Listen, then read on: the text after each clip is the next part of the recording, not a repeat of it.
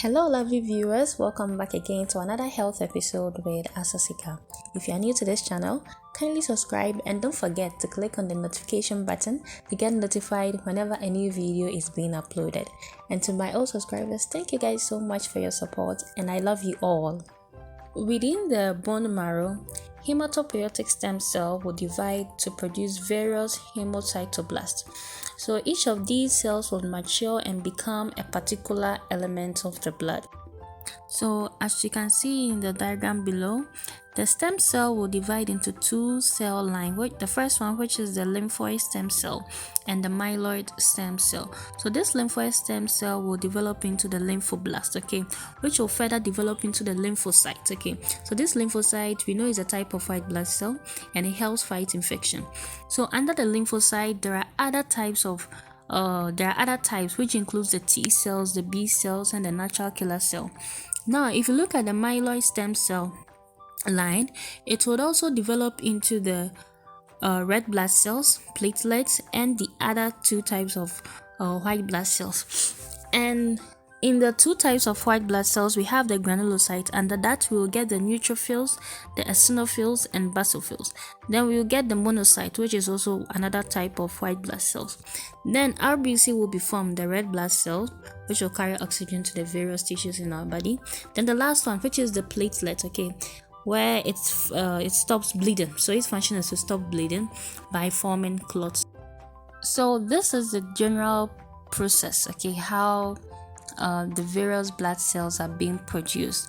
But in each step there are several processes involved. So we are going to take the blood cells individually, like the RBC, the platelet, and the WBC. What are the processes involved to get them? So we are going to start with the RBC. The process of making RBC, which is the red blood cell, is called as the erythropoiesis, okay. Now it begins from the formation of the pro-erythroblast, which is from the stem cell, which you've already discussed in our last video. Yes, so for the red blood cell to be fully matured, it takes like a week, okay, for RBC to be fully matured. And the lifespan of the red blood cell is approximately 120 days, okay. Yes, there are several stages of RBC development, which includes ribosome proliferation and hemoglobin synthesis, okay. Now the question will be, how does our body know that we need red blood cells? You know, our body uses our oxygen level to initiate this process, okay.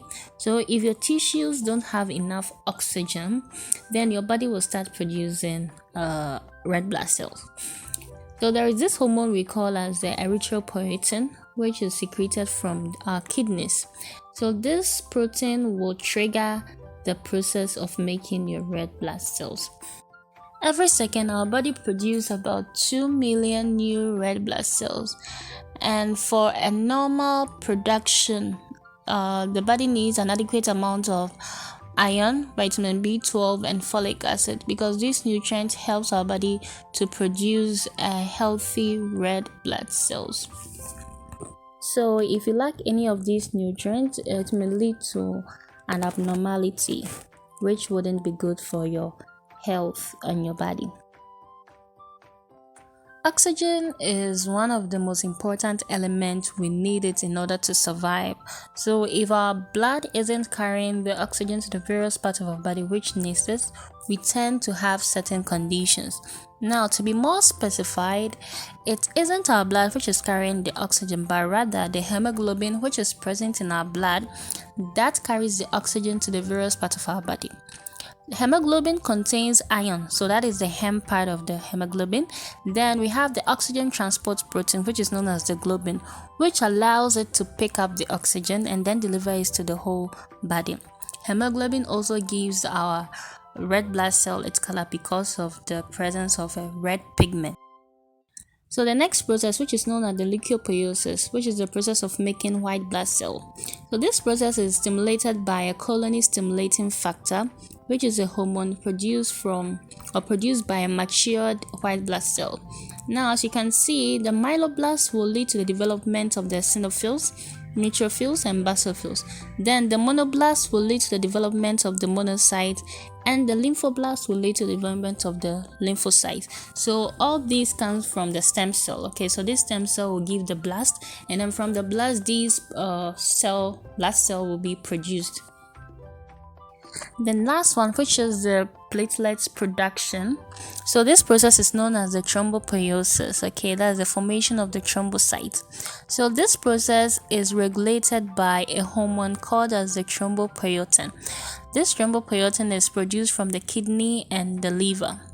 So this hormone would stimulate the myeloid stem cell, which will lead to the megakaryoblast formation, and this megakaryoblast will develop into the megakaryocytes, which will further give the platelets, which its function is to stop bleeding by forming clot.